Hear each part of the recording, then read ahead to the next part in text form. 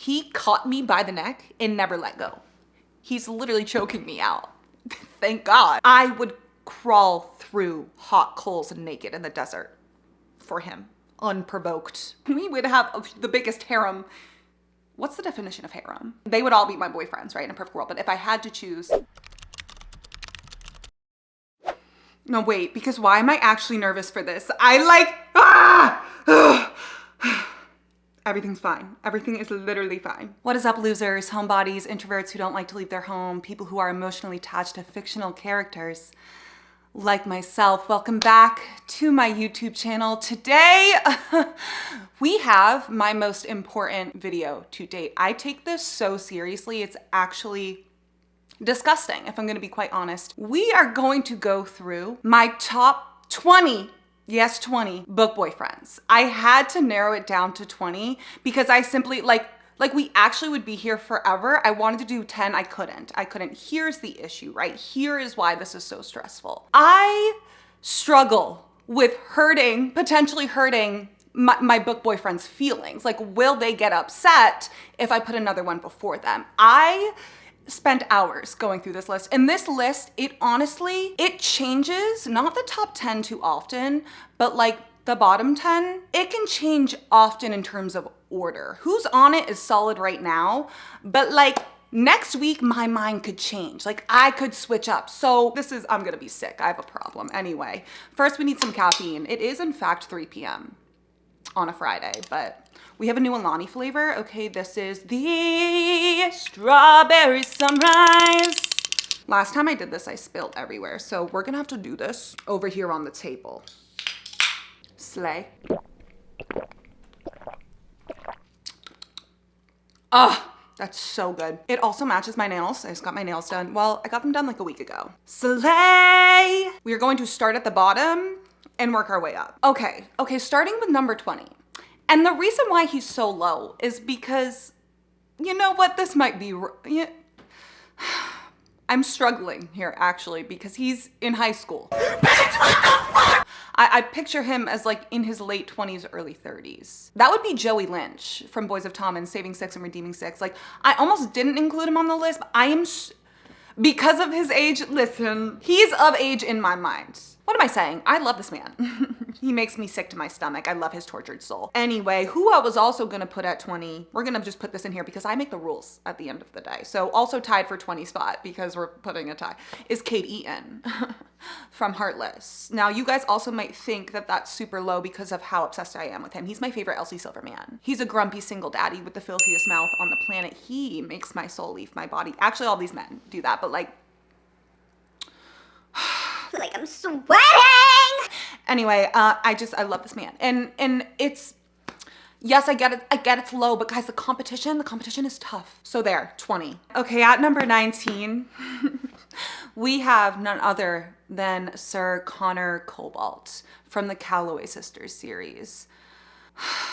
This man, he makes me lose my mind. If you have not read the Addicted Calloway Sisters series yet, I need you. It's one of my favorite contemporary romance series ever, and Connor and Rose are my favorite couple. Connor was my favorite man. He's a hot nerd. Like, what can I say? He's a big, smart nerd who is just filthy rich, like has the filthiest mouth. No. Also, I might be biased because Connor Cobalt does remind me a lot of my boyfriend, Jack. And Connor and Rose remind me a lot of Jack and myself, especially their dynamic and just how they are. So yeah, I have a preference there. There's this scene where this man gives her a lap dance. Like, I had to go take a cold shower. I was actually sweating. I really could not handle it. When he speaks to her in French, I just absolutely lose my mind. Any man who speaks a different language, no. I have a thing for a smart, nerdy man, but he's also so blunt and so honest and says exactly what's on his mind and can be so literal. He's so hilarious and makes me giggle and just, yeah. He reminds me of Jack. At number 18, okay. Wait, guys, why am I already overthinking this? No, you know what? I just gotta go with it. We can always update it. It's literally fine. Okay, then at number 18, We have Max and Tarius from Daughter of No Worlds. Okay, the War of Lost Hearts trilogy, my favorite trilogy ever. Max and Tarius, guys, he is so underrated. He is such a tortured soul. He's also a grumpy grump, and I like the way he is so devoted. So devoted to Tasana. Like it makes me ill. Oh my God, no. Oh my God. We have a problem. Guys, I'm having a problem literally right this moment. 1 second. Because Jasper and Theo,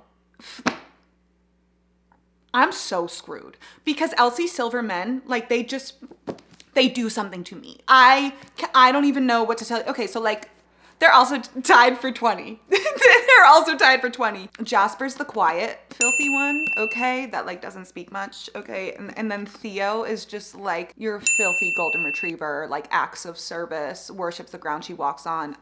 So yeah, again, making the rules. Elsie Silverman are my number 20 spot, okay? Number 20 spot, Elsie Silverman. What am I doing?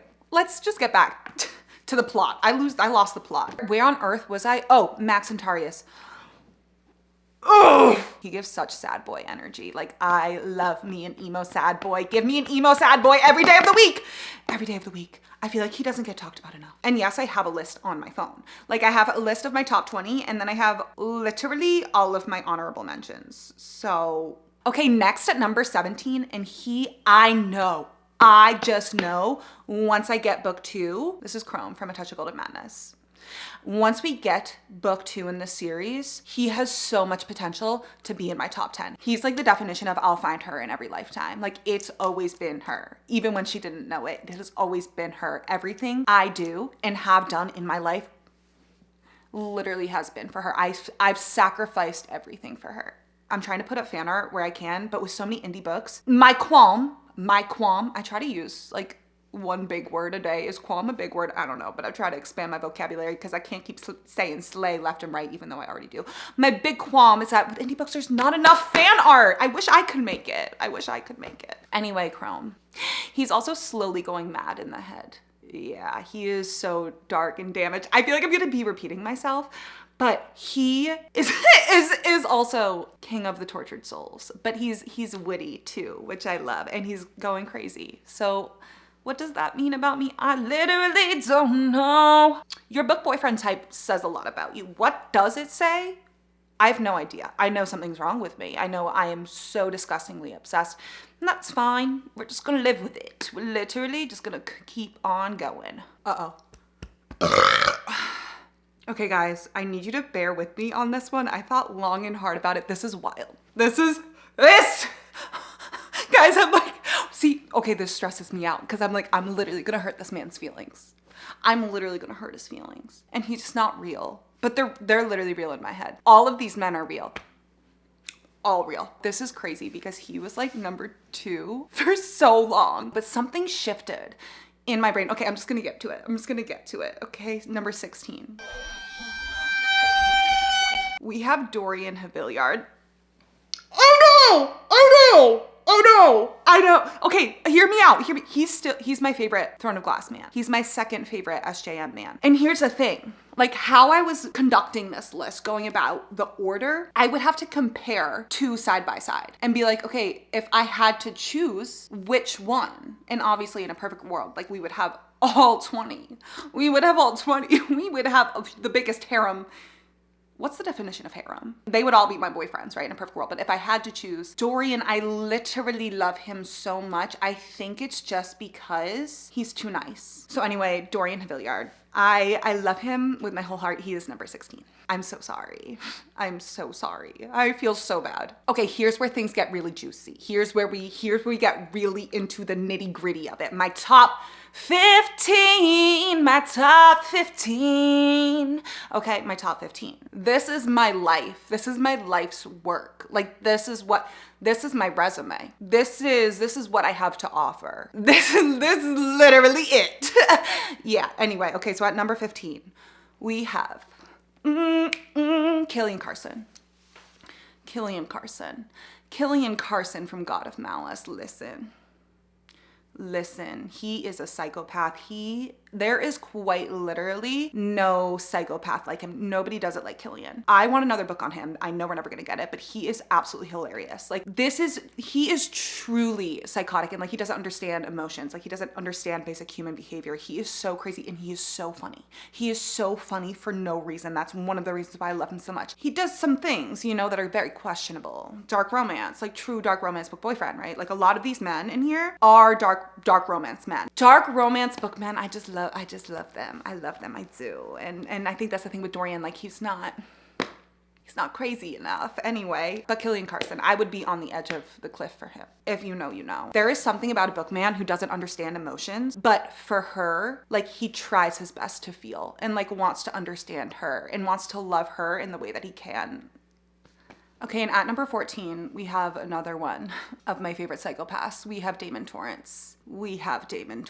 Listen, he's not for everyone. He is for me. He is from the Devil's Night series. Kill Switch is his book, my favorite book in the series. One of my favorite dark romance books literally ever. His story breaks me, like absolutely broke my heart. I feel so much pain for him. He must be protected at all costs. The way he also just loves Winter in his own crazy, messed up way. This man. Oh, literally don't even get me started. Like I am so sick to my stomach that this man, he's mine. She is blind and he teaches her how to drive, like on his lap. I'm so sorry. He teaches her what colors feel like. Get out. It's the way that he literally married her sister, Winter's sister, to get closer to Winter. She put him in jail. He's like, I don't care, I'm gonna get her back. Doesn't matter. She's a ballerina, and again, she's blind, and he would sneak into her house while she's dancing, and he would just watch her. Oh, and he's just, oh my God. I'm about to get so worked up. Like I am, oh my God. 13. Guys, I have have I showed you yet? Hang on. My 13 tattoo. For the 13 from Throne of Glass, Kingdom of Ash. I just got this and I'm obsessed with it. Anyways, at number 13, we have my favorite stalker. We do, Jeremy Volkov. Oh, from God of Wrath, which is my favorite book in the Legacy of God series. God of Malice is a close second. Jeremy Volkov, though. This man, he is... Oh my God, he's so obsessed, but he is also so baby girl. He is so baby girl. No, stop. He is so in love with her. And he's also like, he's confused about it. Like he's confused about the feeling of love. And listen, she sent him a sparkling heart emoji and it stressed him out so much to the point where he was getting chest pains. Right? And his feelings for her brought about chest pains because he's literally in love, but he doesn't understand that feeling. And he was so concerned, he thought he had a heart condition. He thought he had a heart condition and needed to go to the hospital. And like, yes, he stalks her, of course. And like, he chases her in the woods with his mask on. Masked men. Killian, Jeremy, Damon all wear masks. And that's... Yes, exactly. No, exactly that. Jeremy may stalk her, right? He may do that, but he also makes her waffles in the morning. He also helps her heal from her past trauma. He's also Russian. Russian men, Russian nicknames, no. Instantly losing my mind. Instantly folded like a lawn chair. Absolutely not. Like I look at Jack and I get mad at him for not giving me a Russian nickname. He's not at all Russian. I don't know why he would give me one, but he should. And there's something about, okay, the dark romance book men, their jealousy and possessiveness, like their morally blackness, exactly that, it does it for me. It is so hot. It is so, I have a problem. I have a problem. Number 12, okay, we have Professor Bramwell. Yeah, Daddy Deverick from Nocticadia, one of my favorite books ever. Something about me is I have a thing for a grumpy professor with a filthy mouth, and that is this man. He is so filthy, but he also spews poetry. The way he speaks about her makes me ill. Like, I can't even handle it. Give me a pathetically devoted man. That's also a pattern here. I need them pathetic. Capital P. Capital P. You're a sickness inside of me that begs never to be cured, infecting me with this unshakable craving for things I shouldn't want. Bye. She was the warmth of the sun on a cold and rotting corpse, the first breath after a lifetime of death. She was everything. The earth, the sun, the moon, the air I breathed, and the tenacious beat that kept my eroded heart pumping. No, I can't. Like this man, no, I can't. Number 11, Rafe Visconti. Rafe Visconti. From Sinners Condemned and Sinners Consumed. Is this my first? My first mafia, like true mafia man on the list. Yeah, mafia men, they do it so different. All of my honorable mentions, like mostly all of them are mafia men. I can't even explain it. Like something, it kills me. It actually makes me want to die. I actually want to die. Like it shouldn't be legal. It should not be legal. This is what I mean when I say pathetic. He would get on his knees and crawl for her and beg for her. He makes me like jump out of my skin every time they have an interaction. The way this man grovels for her. No. He's a different breed. It makes me want to act like, no. She hates the taste of whiskey, okay? And he has only ever drank whiskey. He hates vodka. She said she wouldn't kiss him, okay, if he tasted like whiskey. So what does he start doing? He starts drinking vodka. Yeah, he does. He would pick her up every night with blankets and pillows in his car and let her sleep in his car while he would drive around aimlessly because she couldn't sleep in her bed at home. Okay, he would drive around through the night with her sleep. He gave her both of his Amex cards to spend whatever she wants because he knows she's high maintenance. He gave her a check for $1 million after their first kiss. Listen to that real quick. He gave her a check for $1 million after their first kiss. Yeah. He paid her $100 for every kiss following that. Actually kill me. Okay, we need a little drum roll, okay? Because now we're in my top 10. We are in my top 10. No, I'm actually scared because like this is my life depends on this list. Like this is, oh my God, I'm so nervous right now. Anyway, let's get into it. Number 10, another mafia man. We have Christian Alistair from The Maddest Obsession. Listen. Are you listening? No. Guys. Oh!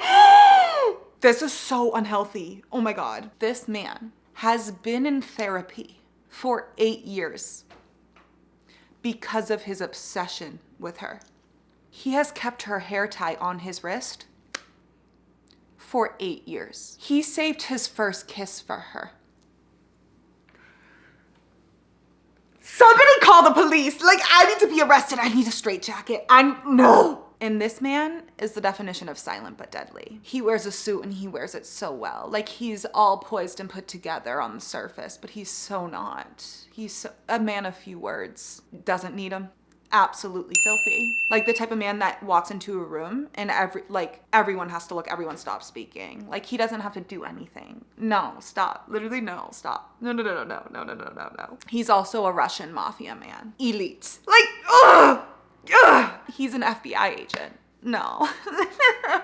This woman literally forgot his name. Yeah, and he was still on his knees. Like, now he ruined my life. These men all ruined my life, actually. And this is where it gets so difficult. Okay, at number 9, this whole thing is difficult, but at number 9, we have Julian Hates from Daisy Hates, okay, which is a part of the Magnolia Parks universe. Daisy Hates the Great Undoing is one of my favorite books of all time. Like this and Onyx Storm, my favorite books ever. If I think about Julian for too long, I will start crying. The amount of times this man makes me sob. Julian deserves to be loved and loved fully. He deserves so much more and so much better. And I am terrified for this man. I am so scared for what's gonna happen to him. And it actually makes me sick. We don't know when we're getting the next Daisy Hates book. And I am terrified for everything that's going to happen in Daisy Hates 3.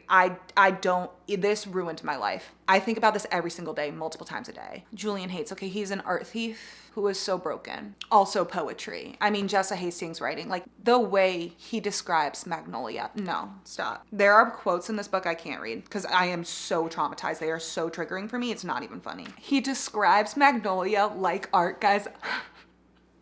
Oh my God. This is like my favorite series ever.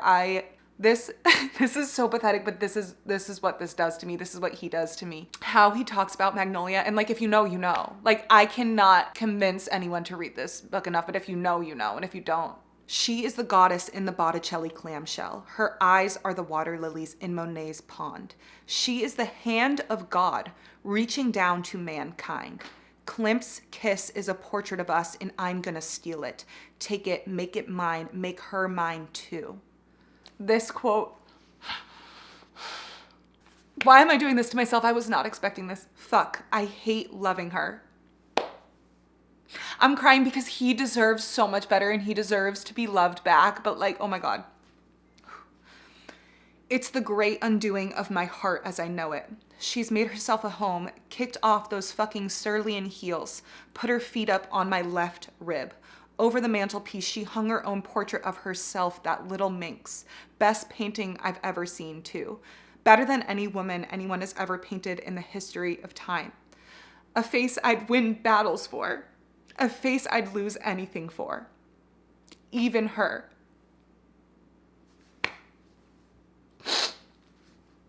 I love her more than I've ever loved anything, and I thought I might have been able to angle it, find a way for us to work. A life between where I can be who I am and love her how I do, and it not be the death of her. But it's not in the cards. I'd be the death of her, and I won't be. I can't talk about him anymore. Anyways. Literally everything is fine. It's totally cool. Okay, at number 8, we have my favorite mafia man. He's blonde. Yeah, he is. I don't discriminate. I have a few blonde men on here. Like, this man is none other than Tristan Kane from the Darkverse series, The Predator and the Reaper. This man, no, there is actually no explaining what he does to me. It does not make any sense. He genuinely barely speaks. Barely opens his mouth. He does not need to. He does not need to say a single thing. He caught me by the neck and never let go. He's literally choking me out. Thank God, right? Like that. Also, a tortured soul, has so much trauma. Doesn't know how to feel emotions like a normal person. Doesn't know how to express them. But the way he expresses his love for Marianna, I would crawl through hot coals naked in the desert for him, unprovoked. He places his hand on her pulse point on her neck every single time they embrace, okay, to remind himself that her heart is still beating, because her heartbeat literally powers his own. She is his reason for existing. He got her name tattooed on his ring finger for her. Like, moving on to number 7, okay? And you guys might think this is low. I'm sorry. Like, I can't help it. Like, this is just, the competition is so tough. Okay, I'm struck. This is not an easy time. We have Darius Acrux from Zodiac Academy. Oh, that dragon man. Listen, his love for Tori, no. Oh, no. And another just like, oh my God, absolutely unhinged. He's a biker man, but he also shifts into a dragon. Like he is so fine. No, I have a lot of Zodiac Academy quotes saved in my phone because I have a problem. He goes, but most of all, I call it loving you with the intensity of the sun and the devotion of the moon, because you are my end, the only dream I never dared to have for myself. Yet here you are within reach at all times, and you better believe I can't resist you now that I have you. Bye. Okay, at number 6, listen. Not if you either get it or you don't. You either get it or you don't. At number 6, we have Azrael from Akatar. My favorite SJM man. Now you might be confused because you're like, Marianna, he doesn't have a book yet. No, he quite literally doesn't have a book. This man is a side character. Very few scenes. And I eat up every last crumb. Anytime Azrael is on page, those are my favorite moments from the Akatar series. He is the quiet one. Okay, the mysterious one, the one with the most trauma. Are we seeing a pattern here? The one who is the filthiest? Okay, behind closed doors. Are we seeing a pattern here? Because that's mine. Take it and snatch it up, put it in my pocket. Put it everywhere. I don't need a book from him. No, that's a lie. Like I don't need a book for him to be number 6. When I get his book, so help me, he is going to be up there. Like he's going to move up. Like 6 is conservative for now. Also, like I will say it, I'm an El Real girly. I ship him with Elaine. I've said it before, I don't like ship wars. Ship whoever you want to ship. What really terrifies me though is I'll be happy just getting an Azriel book. That's really what I need at the end of the day. Like if he ends up with Gwen, I'm gonna love it. I'm gonna eat it up. I have a preference, but that's fine. Here's what I'm terrified about, right? Like it is pretty clear that the next book is gonna be Elaine in the Akatar series whenever we get it. I don't know. I don't know if we're ever gonna get it. If she doesn't end up with Azriel, here's the thing, right? Then that means we're not getting an Azriel book for years. Like it could be a decade. And that's what terrifies me. The Azriel girlies, like we've been holding out, we've been patient. I just need his book. At number 5, we have Sam Keel from the Book of Azriel, the Gods and Monsters series. You guys know I shove this series down your throat. One of my favorite series ever. Sam Keel and Diana are one of my favorite fictional couples. Like she's the morally gray one and he absolutely worships the ground she walks on. He supports her and all of her feminine rage. His banter with her, no. Every time he opens his mouth, no. There's a filthy mouth and then there is Sam Keel. And like you wouldn't expect it either with how he presents himself and then the way he speaks to her, no. And he's like a deadly cinnamon roll god. You want yearning, you want pining, you want longing, you want a pathetic man. Sam Keel, yeah. Like, are you ready for this? Okay. I'd wish for Diana to laugh again, and hearing it now was music to my soul. What a beautiful sound. If only the gods could bottle it up, I'd get drunk off it every night. You led me out of the darkness. Now let me lead you, or I can follow you into the dark. But there is no me without you. Not anymore. Do you understand? Ah! Yet this woman with a fiery attitude has burned me to my very core. I let her in during the worst part of my existence, and now she is in my bones. My every thought, every dream is of her, and I can't eat or sleep. At number 4, we have my favorite professor. We do. That is Professor Lance Orion. Yeah. From Zodiac Academy. He is my favorite Zodiac Academy man. Him and Darcy are my favorite couple in that series. And it's like, it is the way that she brought him back to life. Like he exists for her and her alone. Like he draws breath in the morning for her. He will sacrifice everything and anything for her. No. Like his love and devotion for her makes me no.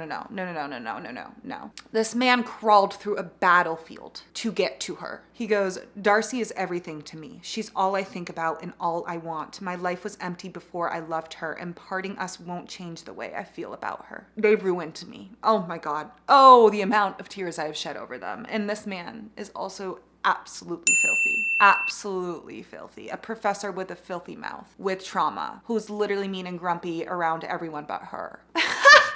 Oh, he's also a vampire. And his tongue. Exactly. Like I'm barking for him. I'm barking for all of them. I'm a dog. A rabid feral one. Now, are you guys ready for my top 3? Because my top 3 defines my taste. Like this is it. This is unmoving. Now this is like a solid brick wall. This is a fortress. I think about these 3 every single day, multiple times a day. No. Okay. We have to go back to this book right here. That's gonna make me sob again. Daisy Hates the Great Undoing, because Christian Hems is number 3. He is my favorite Magnolia Parks universe man. He is so underrated, it makes me actually ill. His character growth was everything. Not only that, the way he loves Daisy. Okay, the way he loves Daisy. Listen, what else haunts me every single night? Like this is in my nightmares, not knowing if Christian and Daisy are endgame. We don't know. We have no idea. The ending of this book traumatized me. We don't know if they're okay right now, and that kills me. My heart, they own my soul. And yes, a blonde man is in my top 3. And I picture Christian Hems as Drew Starkey. Like Drew, that is him. Same with Tristan Kane. Any blonde fictional man is Drew Starkey. He is also deadly, but like nobody knows it. Like he can't fight because the last few times he has fought, he has unalived people. Acts of service, man. Devoted to her. Once he starts to become pathetic, I am done. I am absolutely, this is,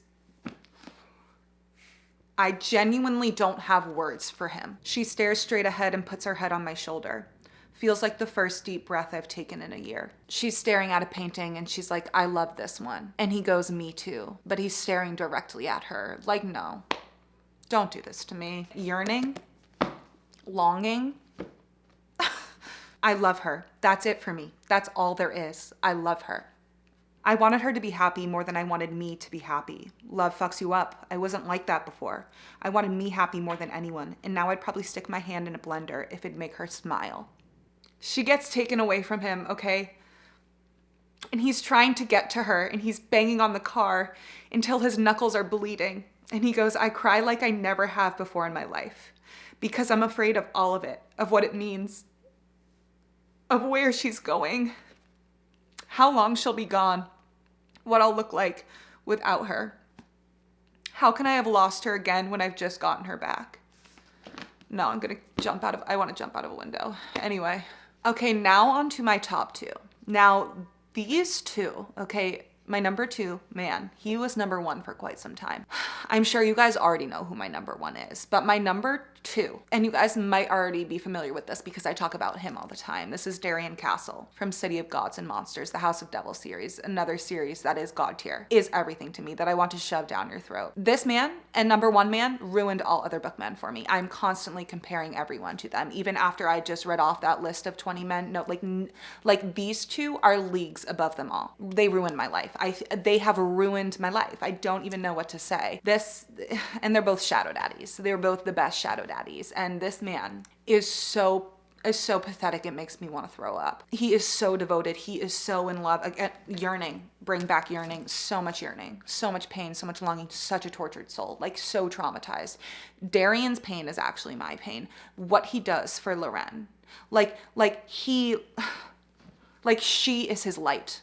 And he's also just he's so powerful. Like he's untouchable. He's literally a demon slayer. And this man goes through it. Like he goes through, and I want to fix him. Like the mouth on him. The amount of tabs, okay, every time he opens his mouth, I am absolutely folding. The spicy scenes, the way he talks her through it. The praise, listen, the praise. No, stop. No, stop. No, stop. Actually, I'm gonna die. The fact that not everyone is as obsessed with him, like doesn't know he exists, like makes me actually, like it ruins a piece of me. It does. Since meeting you, I've realized how many years I've wasted drifting in the dark. I had no purpose, no hope for the future, no joy. I wasn't living, I was existing, not really enjoying much of anything. And the things I did enjoy, they were wrong, unfulfilling. And then you came along, and I could finally see the light again. My destination is you. I'm so sorry. My destination has always been you. Ugh! You brought light into my life, and even though I knew that I could never deserve you, I didn't want to let you go. Even the thought of being separated from you made it difficult to breathe. I wanted you to let me love you. I wanted to give you the world because you had become mine. No! He also fights in pit fights and like something about that. No, because do you guys notice how it's darker? Because I literally had to take a break and like collect myself before I talked about my number one man. Like there's actually no man that compares. This has ruined, if you know me, you know that this man has ruined my life. This book series has ruined my life. This is everything to me. It's all I think about. I compare everything I read to it now. I am still in a reading slump from the most recent book in this series. And I compare every single man that I read now to him, and no man compares. So we are absolutely fucked. Like we are screwed. It's honestly no surprise. There's no buildup. There's no suspense. That is Xaden Ryerson. Xaden. Like that is the answer. He is always going to be number one. And here's the thing, right? Here's the thing. What do we do now? How am I supposed? I can't go an hour without thinking about this man. How is that okay? Like I cannot continue living. It's gross. My obsession with this man, absolutely. I am disgusted. I'm folded in half. I'm melted into my couch, okay? Like he could punch me in the face and I would thank him. He could tell me to lie down in traffic. I would do it no problem. I would ask him where. I'd ask him if he wants me to do it again, okay? He could tell me to go lay in a grave and bury myself in the dirt. I would do it. I would do it unprovoked, right? I would chop off my right arm for him, right? Like I would do anything for this man. Like I would walk on a bed of nails. He could do anything to me. He could, raw, next question, raw all day, upside down, backwards, diagonal, horizontal, in the air, on a dragon, wherever he wants. Exactly. Like exactly. Like there's no, he doesn't have to ask me to do anything. The answer is always yes. The answer is always yes. Tell me how this man with each book continued to level up, continued to get better. Just when you think he can't get better after Iron Flame, My House, My Chair, My Woman, this masterpiece, my favorite book. Like this was 10 stars. I just say what you want to say. I don't care. This is the air I breathe. He is the air I breathe. Him and Violet are the air I breathe. Like there is devotion. I've been talking about that the whole time. And then there is Xaden's devotion to Violet. Everything he does, everything he is on a different level. Like you cannot compare any other man to him. Like you simply cannot. He worships her. He worships the ground that she walks on. His love for her is palpable. It is pain. His love is pain. No, like he sacrifices everything for her and would do it over and over again. Like his love is so loud. It is so strong. And the way he flirts with her, his jealousy. Okay, his obsession with every little tiny thing about her, his obsession with her brain. No, I can't. When he calls her love, yes, love, I'm jealous. I'm jealous of the armor that holds you when I can't, the sheets on your bed that caress your skin every night, and the blades that feel your hands. So when the prince of our realm walks into my classroom and starts talking to the woman I love with what can only be considered intense familiarity, and then has the audacity to ask her out right in front of me, naturally, I'm going to get jealous. No, my clothes are gone. We live by the codex. I live by you. I am yours and you are mine, and there's no law or rule in this world or the next that will change that. My loyalty is to Violet, first above everything, everyone else. You own my soul. You're the only place I feel completely like me anymore. Get out! Like literally get out. Literally get out. I could reach the rank of Maven, lead armies of dark wielders against everyone we care for, and watch every vein in my body turn red as I channel all the power in the continent, and I would still love you. What I did doesn't change that. I'm not sure anything can. My control, when it comes to you, is an illusion. You are the temple where I worship. My power, my body, my soul, it's all yours. No, because I don't have the facilities in my body to handle him. Like my soul is gone. I want to throw up. Not only that, but the best love confession ever. Like nothing will compare. I'm so sorry. I'm not sorry at all. I love you. I'm in love with you. I have been since the night the snow fell in your hair and you kissed me for the first time. I'm grateful my life is tied to yours because it means I won't have to face a day without you in it. My heart only beats as long as yours does, and when you die, I'll meet Malik at your side. It's a damn good thing that you love me too, because you're stuck with me in this life and every other that could possibly follow. It's just like he is a spiritual experience. He's an awakening. Like she is his scripture. She is his prayer. Like he is so pathetic. He is, no, because what, how can I read anything else? Like, how can you expect me to fall in love with another man when he exists?